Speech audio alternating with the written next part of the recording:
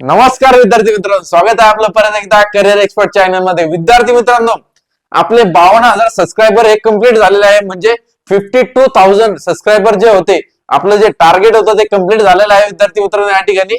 आणि त्यासाठी तुमच्यासाठी एक टॉपिक घेऊन आलेलं आहे या ठिकाणी।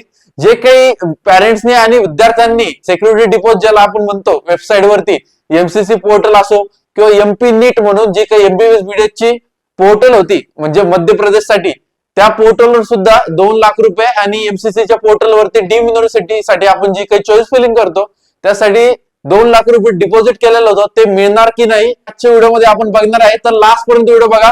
चॅनलवर जर नवीन असाल तर व्हिडिओला लाईक करा। विद्यार्थी मित्रांनो, आजच्या व्हिडिओ मध्ये बघणार आहे की हे बघा, मागे तुम्हाला पूर्ण तुमच्यासाठी आपण पीपीटी तयार केलेली आहे। त्या ठिकाणी 2 लाख रुपये सिक्युरिटी डिपॉझिट ज्याला आपण म्हणतो ते कधी रिफंड होणार, आपल्याला का मिळणार नाही। तर त्यामध्ये सगळ्यात पहिले आल्याच्या नंतर एमसीसी ची पोर्टल असो किंवा एमपी नीट पोर्टल असो, त्यामध्ये एमबीबीएस बीडीएस साठी तुम्ही जी काही सिक्युरिटी डिपॉझिट जमा केलेली होती त्यासाठी आपण बघणार आहे आज की आपल्याला ती वापस मिळणार की नाही। विद्यार्थी मित्रांनो, या ठिकाणी आल्याच्या नंतर सिक्युरिटी डिपॉझिट म्हणजे काय, एमबीबीएस बीडीएस साठी काउन्सिलिंग जी काही आपण करतो त्यासाठी आपल्याला 2 लाख रुपये जी काही सिक्युरिटी डिपॉझिट असते ते आपल्याला भरावी लागते। एमसीसी पोर्टल असो किंवा तुमची एमपी नीट पोर्टल असो, त्यासाठी आपल्याला भरावी लागते बघा या ठिकाणी। आणि त्यानंतर आपण ठिकाणी 3 नंबर पेजवर जर आपण आलो तर कॉलेज अलॉटमेंट जॉईनिंग म्हणजे ज्या विद्यार्थ्यांना कॉलेज अलॉटमेंट आलेला आहे, डीम युनिव्हर्सिटी असो किंवा तुमची गव्हर्नमेंट युनिव्हर्सिटी असो, त्या कॉलेजसाठी जर तुम्हाला अलॉटमेंट आली, तुम्ही जर ते कॉलेज घेतलेलं आहे तर तुम्हाला ते 2 लाख रुपये जी काही अमाऊंट आहे तुम्ही डिपॉझिट केलेली ती तुम्हाला रिफंड होणार नाही। तुम्हाला फीस मध्येच तुमची ती 2 लाख रुपये जी काही अमाऊंट आहे ती कन्वर्ट होणार आहे फर्स्ट इयर मध्ये।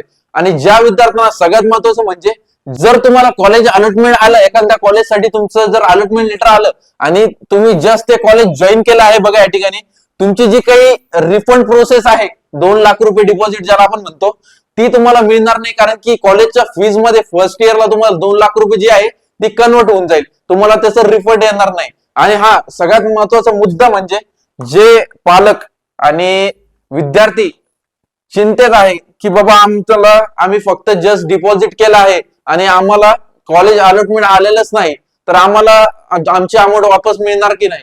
तर विद्यार्थी मित्रांनो, कॉलेज अलॉटमेंट झालं पण रिपोर्ट आणि जॉईन केलेलं नाही, अशा विद्यार्थ्यांना जी काही अमाऊंट आहे 2 लाख रुपये बघा या ठिकाणी ती रिफंड होणार आहे।